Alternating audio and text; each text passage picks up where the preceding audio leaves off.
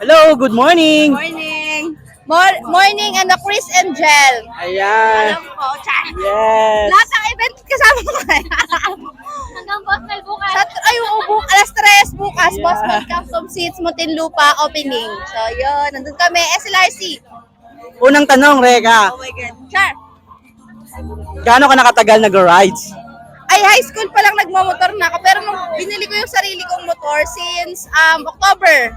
So, bali, October, November, December, January, March, April, May, June.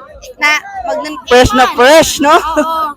Kasi hindi ako pinapayagan ng papa ko dati. Sa subdivision lang ako nagmamotor. Pero ngayon, ayun na, pinayagan niya na ako. Kaya ako 28, sa kanya lang ako pinayagan. Wow, ang ano naman ang daddy mo, no? Well, ano yung ano mo, dream bike? Ang dream bike ko, gusto ko lang ng Ninja 650 or Kawasaki ZX4RR. Yun.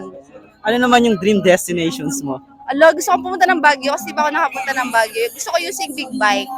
May kasama ka ba dyan? Wala ko lang, gusto ko solo ride. Iba yung kapatid ko.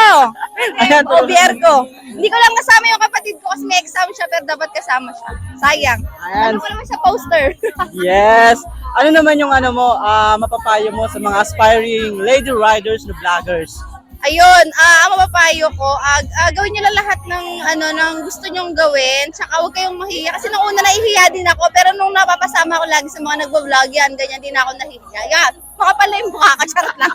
Thank you so much, Reka! Thank you, Chris and Jel. Shout out!